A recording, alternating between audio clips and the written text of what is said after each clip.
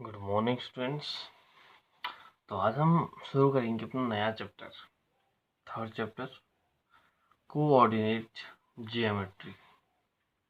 बहुत ही शानदार चैप्टर है। ठीक है, थोड़ा सा नई चीज़ों के बारे में जानने को मिलेगा। हालांकि हो सकता है कि पॉइंट्स के बारे में या कोऑर्डिनेट्स के बारे में आपने इससे पहले वाली क्लास में थोड़ा बहुत पढ़ा हो। ठीक है, लेकिन हम कोशिश करेंगे यहाँ पर कुछ चीज़ों को बहुत ही बेसिक, मतलब बहुत शुरुआत से समझने की कोशिश करेंगे कि बेसिक है क्या कोऑर्डिनेट ज्योमेट्री। ठीक है, अब मैं इसको एक एग्जांपल से लेता हूँ। एक एग्जांपल से समझते हैं कि जैसे अगर मैं कहूँ 2x प्लस 3 इक्वल टू 0, तो आप बेशक क्या आप कहेंगे 2x equal to -3 and x equal to -3/2। और बहुत सिंपल सी बात होगी कि आप x इक्वल टू इस -3/2 को आप इस नंबर लाइन में शो कर सकते हैं। ठीक है, -1 -2 यहाँ को आपका आ जाएगा। ठीक है, कहीं यहाँ पर, ठीक, 1.5। ठीक है, तो ये तो है। अब क्या हुआ कि मैंने कहा 2x प्लस 3 इक्वल टू 0, तो x इक्वल टू -3/2 मैं यहाँ पर दिखा पा रहा हूँ। और ये जो इक्वेशन है ये किस में है? 1 वेरिएबल में है। अब सवाल ये था, देखो समस्या क्या थी। जब ये कोऑर्डिनेट ज्योमेट्री बन रही थी तो समस्या ये आई कि एक वेरिएबल को हमने इस नंबर लाइन में शो किया। अब प्रॉब्लम ये थी कि अगर क्वेश्चन आ जाए 2 वेरिएबल का, तो आप उसको कैसे शो करेंगे? ठीक है, अगर वेरिएबल 2 आ जाएं, x और y, दो आपके पास वेरिएबल आ गए, x की वैल्यू कुछ आ गई, y की वैल्यू आ गई, तो इसको एक साथ कैसे दिखाओगे?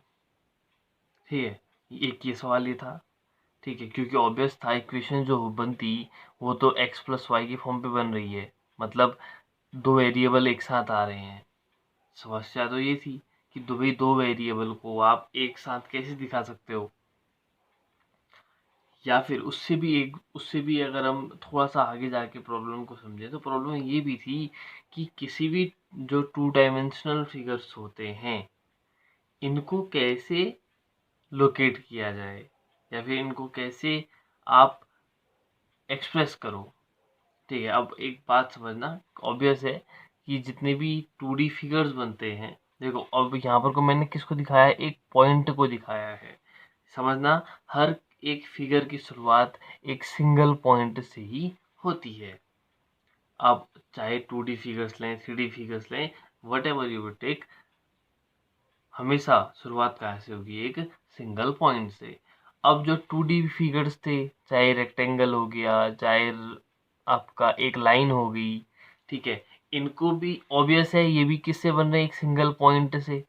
अब प्रॉब्लम थी कि भाई इन पॉइंट को कैसे लोकेट किया जाए। तो एक साइंटिस्ट हुए, एक मैथमेटिशियन हुए, ठीक है, रेने डेस्कार्टिस जिनको कहते हैं। ठीक है, रेने डेस्कार्टिस, तो ये नाम आप याद रखेंगे, बड़ा ही शानदार नाम भी है, रेने डेस्कार्टिस।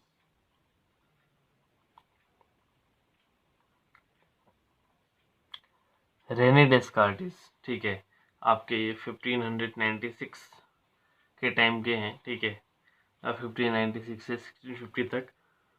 तो इन्होंने कुछ नया बताया। इन्होंने कहा ऐसा है, अगर आप इनको लोकेट करना चाहते हो तो एक काम करो। एक काम क्या करो, उन्होंने बताया कि आप एक हॉरिजॉन्टल लाइन लो, 0 1 2 3 -1 -2 -3, ये एक हॉरिजॉन्टल लाइन है। और इसने कहा एक वर्टिकल लाइन ले लो। ठीक है, 0 1 2 3 -1 -2 -3। ठीक है, देखिए समझना, इसने कहा एक हॉरिजॉन्टल लाइन ले लो, नंबर लाइन, और एक वर्टिकल नंबर लाइन ले लो, और इन दोनों को ऐसे मिलाओ, इन दोनों को ऐसे मिलाओ कि जिससे क्या हो इसका भी 0 और इसका भी 0 आपस में कनेक्ट हो जाएं परपेंडिकुलर, ठीक है, तो क्या बनेगा, तो आप समझ सकते हैं, ठीक है। अभी तो मैं विदाउट स्केल यूज़ कर रहा हूँ, आप उसको बाद में स्केल की हेल्प से बना लेना, ठीक है। कुछ ऐसा बनता, मैंने जो वो हॉरिजॉन्टल लाइन थी, हॉरिजॉन्टल नंबर लाइन थी, उसके 0 को जो वर्टिकल नंबर लाइन थी उसके 0 से क्या किया, एक तरह से कहेंगे कि इंटरसेक्ट कर लिया, ठीक है। और इस 0 को यहाँ पर बोला जाता है ओरिजिन, ठीक है। इस 0 पॉइंट को यहाँ पर बोला जाता है ओरिजिन। समझना, रेने डेस्कार्टेस ने एक बात बताई, उसने कहा कि आप एक हॉरिजॉन्टल नंबर लाइन लो, एक वर्टिकल नंबर लाइन लो, दोनों को 0 पे इंटरसेक्ट करो परपेंडिकुलरली, ठीक है। तो अब आपके पास ये जो मिला, this is called Cartesian plane. तो ये जो एक बात मिली, ठीक है, इसको क्या बोलते हैं, कार्टेशियन प्लेन बोलते हैं।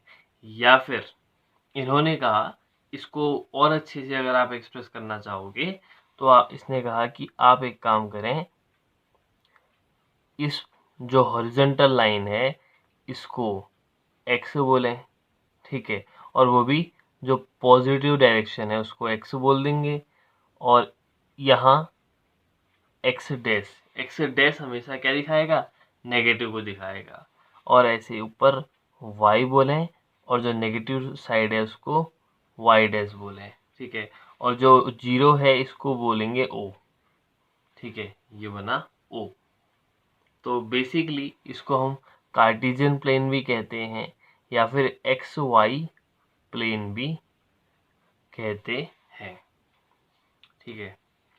अब आप साफ साफ देख सकते हैं कार्टेशियन प्लेन ने क्या किया, 4 इक्वल पार्ट बना दिए, ठीक है। आप देख सकते हैं कार्टेशियन प्लेन ने क्या किया है, 4 इक्वल पार्ट बना दिया। अब ये सर्कल नहीं बना लेंगे, हाँ, बाहर से सर्कल नहीं बनाना है, तो खाली आपको एक लोकेट करने के लिए बता दिया, ठीक है, क्या हो रहा है करके एक्सप्रेस करने के लिए बताया है। अब कार्टेशियन प्लेन ने क्या किया, 4 इक्वल पार्ट बनाए, और इन्हीं 4 इक्वल पार्ट्स को क्या कहा गया, क्वाड्रेंट कहा गया,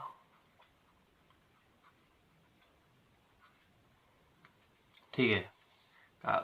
रेने डेस्कार्टेस ने क्या किया, इसने जो 2 पॉइंट जो 2 वेरिएबल्स हैं उनको एक्सप्रेस करने के लिए एक सिस्टम बनाया, एक प्लेन बनाया, जिसको उसने अपना नाम, देखो डेस्कार्टेस नाम से ही डेस्कार्टेस का लास्ट कार्टेज ले लिया और कार्टेशियन प्लेन उसको दे दिया नाम, और इसी को हम एक्स वाई प्लेन भी कहते हैं। एक्स वाई प्लेन इसलिए कहते हैं कि हम हॉरिजॉन्टल लाइन को एक्स से डिनोट करते हैं और वर्टिकल को वाई से। और समझना, जो पॉजिटिव डायरेक्शन होगी, ठीक है, वो सॉरी, जो पॉजिटिव हॉरिजॉन्टल है उसको एक्स, और जो नेगेटिव हॉरिजॉन्टल है उसको एक्स डैश, पॉजिटिव वर्टिकल है उसको वाई, और नेगेटिव वर्टिकल है उसको वाई डैश से डिनोट कर देते हैं। तो इस पूरे को बेसिकली हम कार्टेशियन प्लेन भी कहते हैं और एक्स वाई प्लेन भी कह देते हैं। और आप देख सकते हैं कार्टेशियन प्लेन इस पूरे को, ठीक है, क्या कर रहा है, 4 इक्वल पार्ट्स पे डिवाइड कर रहा है, और ये ही जो 4 इक्वल पार्ट्स हैं, दिस इज कॉल्ड क्वाड्रेंट, ठीक है, क्वाड्रेंट कहते हैं, ठीक है। ये पहला क्वाड्रेंट है, ये दूसरा क्वाड्रेंट है, ये तीसरा क्वाड्रेंट है, और ये चौथा क्वाड्रेंट है, ठीक है। बात समझ में आ गई, ठीक है, यहाँ तक की बात क्लियर है। और ये जो x है, दिस इज कॉल्ड एक्सिस, ठीक है, ये x एक्सिस और ये y एक्सिस है, ठीक है, ये x एक्सिस और ये y एक्सिस, ठीक। यहाँ तक की बात समझ में आ गई, क्वाड्रेंट समझ में आ गया, ठीक है। अब सवाल ये आता है कि ये यहाँ पर जो अभी समझना भाई, ऑब्वियस है ना कि इतना तो हमको समझ में आया कि ये 2 वेरिएबल को एक्सप्रेस करने के लिए हमने यूज़ किया, ये x हो गया और ये y हो गया, ठीक है। अब यहाँ पर हम ये भी समझते हैं कि जो क्वाड्रेंट हैं इनमें कैसे साइन चलेंगे। ठीक है, साइन कहने का मतलब एक्स और वाई कुछ ना कुछ तो आएगा, या तो पॉजिटिव आएगा या नेगेटिव आएगा। ठीक है, अब समझते हैं कि जो पहला क्वाड्रेंट है यहाँ पर को ये हॉरिजॉन्टल पॉजिटिव है और यहाँ वर्टिकल भी क्या है, पॉजिटिव है। तो यानी कि पहले क्वाड्रेंट में जो वेरिएबल होगा एक्स और वाई दोनों के जो साइन होंगे वो क्या होंगे, पॉजिटिव पॉजिटिव। ठीक है, इसको हम बेसिकली कॉमा करके स्मॉल ब्रैकेट में रख देंगे, अभी इसके बारे में भी बताएंगे। ठीक है, और ऐसे ही यहाँ अगर सेकेंड क्वाड्रेंट में देखूँ तो आप देख सकते हैं एक्स इसमें नेगेटिव होगा, वेरिएबल जो एक्स होगा वो नेगेटिव की उसकी वैल्यू नेगेटिव होगी, और जो वाई होगा उसकी वैल्यू पॉजिटिव होगी। तो इसको कह देंगे माइनस कॉमा प्लस। ठीक है, ऐसे ही थर्ड क्वाड्रेंट आप देखें, एक्स भी नेगेटिव होगा और वाई भी नेगेटिव होगा। ठीक, और जो फोर्थ है उसमें एक्स पॉजिटिव होगा और वाई नेगेटिव होगा। ठीक है, यहाँ तक की बात उम्मीद करते हैं आपको समझ में आ गई होगी। ठीक है, अब थोड़ा सा और आगे बढ़ते हैं। अब समझते हैं कि भाई इनको कैसे इसमें दिखाया जाएगा एक्स और वाई की वैल्यूज को। ठीक है, यहाँ पर कोई मेन बात है। ठीक है, ओके। अब ये जो हमने एक्स और वाई की वैल्यूज की, हमने कहा ना, देखो बात कहाँ से कहाँ तक पहुंची, इसको हम दोबारा अगर अभी समराइज करूँ मैं, तो हमने कहा कि भाई सिंगल जो वेरिएबल इक्वेशंस होती हैं, ठीक है, उसमें हम सिंगल वैल्यू आती है तो नंबर लाइन में रिप्रेजेंट करते हैं। अगर दो वेरिएबल्स आने लगे तो फिर दो वेरिएबल्स को एक साथ कैसे शो किया जाए। ठीक है, सवाल ये था। अब फिर डेस्कार्टिस ने कहा कि दो परपेंडिकुलर दो लाइंस ली, दो नंबर लाइन, एक हॉरिजॉन्टल और एक वर्टिकल, और दोनों को इंटरसेक्ट कराया ओ पे, दोनों के जीरो पे। ठीक है, परपेंडिकुलरली। तो वहां पर से एक क्या बना, एक प्लेन बना जिसको उसने नाम दिया कार्टेशियन प्लेन, या फिर एक्स वाई प्लेन हम उसको कहते हैं। तो उसने फिर उसमें बताया कि चार हिस्से बने, first quadrant, second quadrant, third quadrant, fourth quadrant, और वहाँ हमने उनके साइंस के बारे में बात करी। अब बात करते हैं कि कैसे इसको रिप्रेजेंट करेंगे। ठीक है, अगर मैं सिंपल सा कुछ ले लूँ कि जैसे 2x प्लस 3y, मान लिया कुछ मैंने ऐसा ले लिया, 2x plus 3y equal to 0, एक इक्वेशन ली मैंने, बहुत ही सिंपल सी। अब सवाल था कि इसको कैसे लोकेट किया जाए। ठीक है, तो इसमें बहुत दिक्कत वाली बात नहीं होती है, आप कुछ भी रखो। देखो यहाँ पर हम कंडीशन दे रहे हैं कि if x equal to 0, x तो कुछ भी हो सकता है ना, हमको पता नहीं है, इफ x इक्वल टू 0। ठीक है, ओके, ऐसा करते हैं, x equal to 0। Okay, x equal to 0 तो क्या होगा, अगर x की जगह 0 रखें तो 2 into 0 plus 3 into y is equal to 0। तो 0, 3y equal to 0, y equal to 0 upon 3, basically 0। मतलब जब x 0 था तो y भी क्या हुआ, 0 आया। तभी तो ऐसा संभव था ना कि इन दोनों का सम क्या बन जाए, 0 बन जाए। 2 इंटू 0 0 प्लस 3 इंटू 0 0। फिर आगे बढ़े, एक और पॉइंट लिया, इफ x इक्वल टू 1, अगर x 1 हो जाए तो y कितना होगा, देखें, 2 into 1 plus 3y is equal to 0। तो 2 1 जा 2, 3y इक्वल टू वहाँ जाएगा तो -2, y is equal to -2 upon 3। ठीक, अब आप समझेंगे कि x इक्वल टू 0 तो y इक्वल टू भी क्या आया, 0। तरीका क्या है, हम एक छोटी सी टेबल बनाते हैं,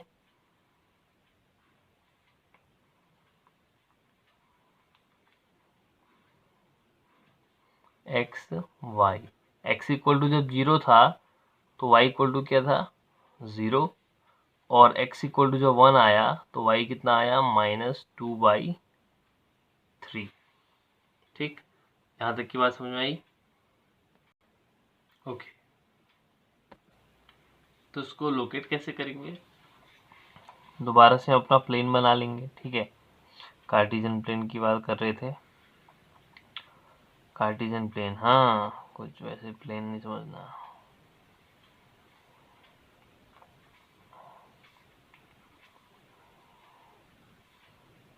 ये ओरिजिन हो गया 1 2 3, ये आप स्केल के रूप से बनाएंगे भाई, तो फिलहाल अभी ऐसे ही अनुमान से बना रहा हूँ, ठीक है। आप ऐसा नहीं करेंगे बिल्कुल भी, ठीक है। तो ये मैंने कुछ ऐसे बना लिया, -1 -2 -3 1 2 3 -1 -2, ठीक है। तो अब हमने कहा कि x में 0 है तो y में भी 0 है। वैसे जो तरीका है, तरीका समझना डियर, हमेशा पहले हम हॉरिजॉन्टल चलेंगे फिर वर्टिकल जाएंगे, पहले, ठीक है, हॉरिजॉन्टल देन वर्टिकल, यानी कि पहले ये x है ना, हॉरिजॉन्टल में क्या होता है, x होता है, और वर्टिकल में y। तो हम पहले कहाँ जाएंगे, x में, फिर कहाँ जाएंगे, y में, ठीक। अब पहले x में गए तो x में कितना जाना है, 0, और y में कितना जाना है, 0, यानी कि यहीं पर रहेगा फिर। अब समझना भाई, इसके ये जो 0 है इसको ओरिजिन बोलते हैं, ठीक है। तो इसने कहा x में आप 0 चलो, y में भी 0 चलो। अब भाई 0 तो यही है, इसके आगे तो कहाँ जाएं, 0 तो अपने आप में है, y भी यहाँ पर को है, ये भी 0 ही है, तो यहीं पर को रहे। अगर ये एक पॉइंट मिला, अगला point x equal to 1, x equal to 1, यानी कि x में हम कितना चले, 1 चले। फिर इसने कहा y में कितना चलो, -2/3। अब -2/3 यहाँ पर को आपको दिखाना थोड़ा सा कॉम्प्लिकेट हो जाएगा, तो हम हमेशा वैल्यू ऐसी रखते हैं जो एक इंटीजर मिले, ताकि हम एग्जैक्ट, अगर इंटीजर आ पा रहा है तो हम कोशिश करेंगे इंटीजर लाने की जिसको इजीली लोकेट करना आसान हो। अब बेसिकली 20 कर तो क्यों नहीं सकते हैं, 2/3 बेसिकली क्या हुआ आपका, 3 6 जा 18, बेसिकली 0.6 के आसपास रहा, ठीक है। ऐसा नहीं है कि हो ही नहीं सकता, करने को किया ही जा सकता है, ठीक है। अब 0.6 -0.6 के आसपास लेते हुए चलेंगे इसको हम, ठीक है। तो 0.6 आपका कहीं कहीं यहाँ पर को होता होगा बीच में, तो ये कुछ पॉइंट यहाँ पर को मिलेगा। अब एग्जैक्ट कुछ कह नहीं सकते, यहाँ पर को लेते हुए चल लेता हूँ, ठीक है। तो ये एक पॉइंट मिला, ठीक है। x इक्वल टू जो 1 चले और y इक्वल टू कितना चले, -2/3, तो यहाँ पर को वो पॉइंट मिला। और हम क्या करेंगे, इन दोनों पॉइंट को क्या करेंगे, मिला देंगे with the help of scale. तो ये क्या मिल गई, एक लाइन हमको मिल गई। अब समझना, अभी तक चैप्टर का जो मतलब था कोऑर्डिनेट, वो अभी समझ में नहीं आया है, ठीक है। वो अब समझ में आएगा।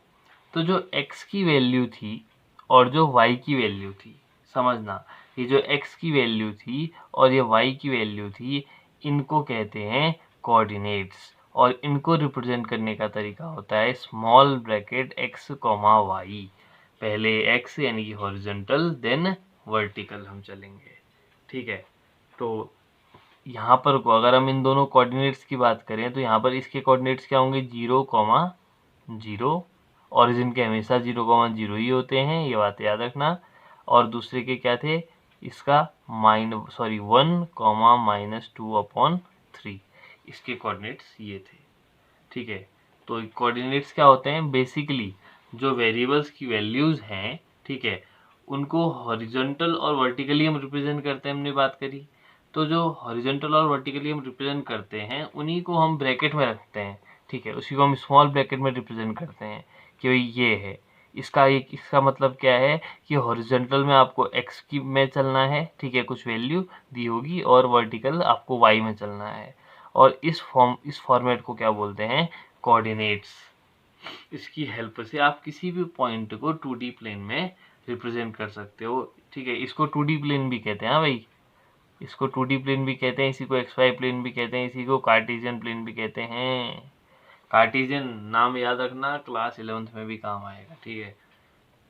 क्लास 11 में जब सेकेंड चैप्टर आता है तो वहाँ भी काम आता है। अभी फ़िलहाल उसके बारे में बताने की कोई ख़ास ज़रूरत है नहीं। यहाँ तक की बात आप लोगों को समझ में आ गई होगी, ठीक है। तो इसमें तो आपको अभी कोई दिक्कत होनी नहीं चाहिए, वैसे मैंने इसको बता दिया है, ठीक है। ओके, अब एक आध चीज़ें और हैं, ठीक है, उसको भी एक बार क्लियर कर लेते हैं। अब यहाँ पर कोई x की कुछ वैल्यू है, y की कुछ वैल्यू है, तो इनके लिए कुछ पर्टिकुलर इनका नामकरण भी किया गया है, ठीक है। नामकरण कुछ ऐसे किया गया है, ये 0, ठीक है, ये कुछ वैल्यू। अब भाई जो डिस्टेंस है, distance of a point from the y axis कह दूं, कोई भी पॉइंट है जिसकी y एक्सिस से डिस्टेंस, ठीक है, is called its x coordinate.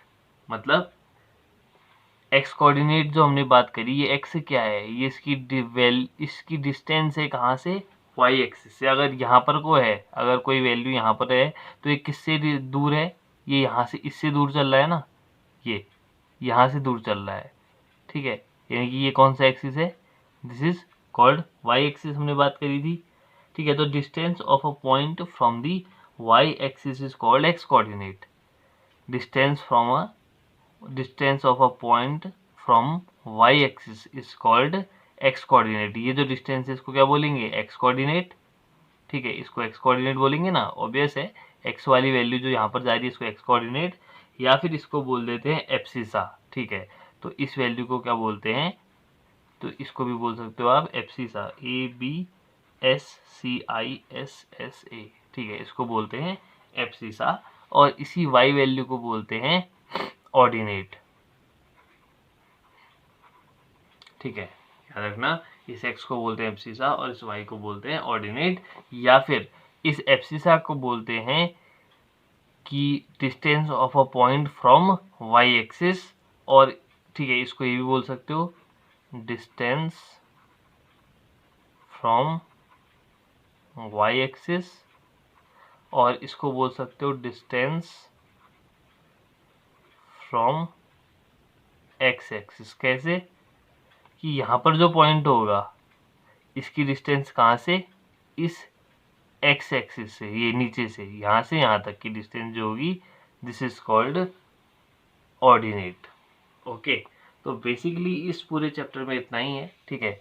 इसके जो पूरे नोट्स होंगे वो मैं आपको बाद में अवेलेबल करा दूंगा, ठीक है। तो उम्मीद करता हूँ आपको कोऑर्डिनेट ज्योमेट्री के बारे में समझ में आया होगा, ठीक है।